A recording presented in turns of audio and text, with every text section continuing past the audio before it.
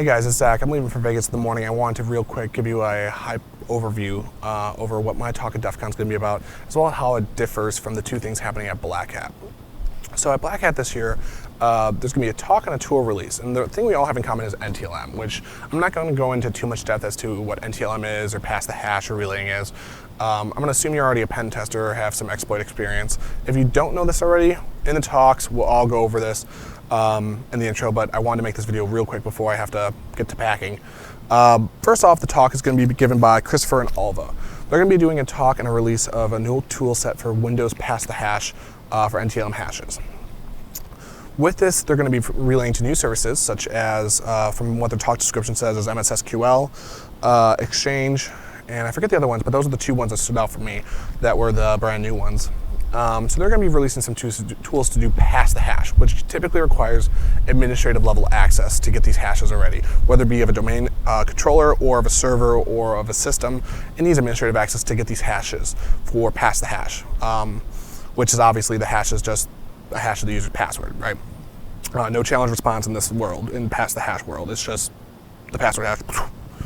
On the flip side, NTLM relaying basically is a rogue server that relays these authentication requests, gets the challenge from the target you want to send it to, and forwards it back on to the client. So Rich is going to be releasing a Metasploit module at the Black Hat Arsenal, which is going to be going over an rogue HTTP server that can relay automatically to HTTP and SMB, and now supports NTLM version 2, which is brand new.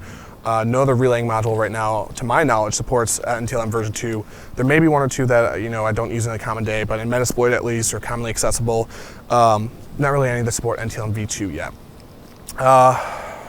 So that's cool. That's awesome.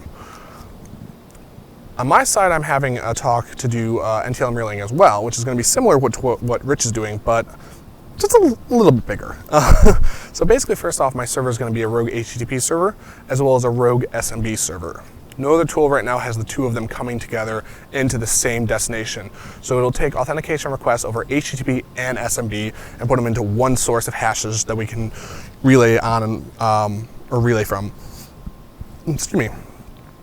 Second of all, what's brand new and never been done before in my tool is we can figure out who that user is with 100% certainty.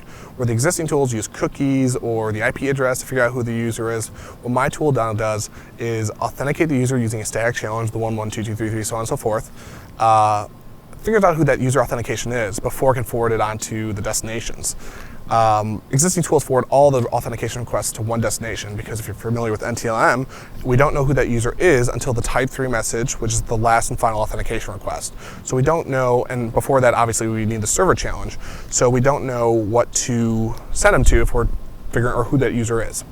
My tool keeps that connection and keeps it re-authenticating numerous times, basically zombifies them and creates little authenticating zombies for you.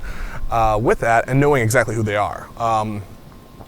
With that, all the tools, like I said, right now relay everything to a single destination over HTTP, SMB, whatever it may be. It always forwards them to one target. What's cool and new about my tool is that it picks from a set of rules that you can create, as well as from pre-created tools, and in the future auto-created from enumeration of domain controllers and other services to figure out who has access to what. It'll automatically create those rules, but we'll touch on that in the future.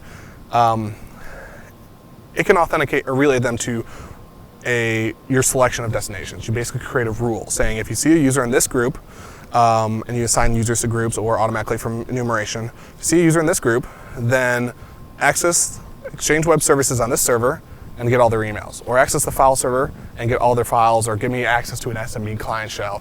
Or if you see they have administrative access over SMB, give me SMB access to there. And so you're able to then use rules to determine if this is a user, do user stuff, their email, file share, SharePoint is another one. If they're an administrator, however, let's go after the keys of the kingdom right away. Let's not, and let's not send all the users to the servers or the administrative servers. Let's send them to the user world. Brand new, really cool. I'm excited about that. Also brand new is the things we're relaying to. So we're able to relay to different services. Typically it's been SMB and HTTP only. My tool now is going to include, as of now, MSSQL, which is great. We were talking about some other people are doing that. But now LDAP, no one's done LDAP before, and we can now relate to LDAP. Now you may be like, okay, whatever, LDAP, whatever, we can do some enumeration, whatever. The really cool part is that with domain controllers, they force SMB signing, which you can't do relaying to because it actually requires the original password to figure out the signature. Well, with LDAP, by default on domain controllers, does not have SMB or LDAP signing enabled. So while SMB signing and you've got it locked down, you can relay to LDAP and reset a user's password or take a user and move them to the administrators group if you know another user's password. We'll touch on that more later. But yeah, relaying to LDAP on domain controller is huge. But even bigger than that is the impact externally. A lot of these times we talk about the tools internally, about how you have to be inside the network, whatever, my great wall protecting me on the outside. I don't care about my gushy insides. That's a whole nother spiel for another day. But what's interesting is how we can now externally relay to their SharePoint and their Exchange Web Services over the internet. And that's really the scary part, is the Exchange Web Services externally with mobile workforce or even improper firewall rules. If you have outbound 445 not filtered, we can, through a few social engineering techniques, get a user to automatically, using Windows Integrated Authentication, to authenticate to us, as well as then relay externally to their Exchange Web Services and get all their emails, as well as create rules to forward all their future emails to us, get their calendar, get their contacts. It's really, external impact's pretty scary on this one. And so that's going to be brand new. No one's doing Exchange Web Services or the external front. As well as getting these authentication requests, we can do some cool things to get machines to automatically authenticate to us using Windows Integrated Authentication. A lot of you know about WPAT already, or using a UNC path and IE, setting an image to be a network share. Well, we found some cool new ways now to do it in Firefox and Chrome, which has never been done before. Outlook, some people have known about, but we'll talk about Outlook. We'll talk about Word docs, as well as a few other cool programs that we can get to automatically authenticate, including zip files. That's an interesting one.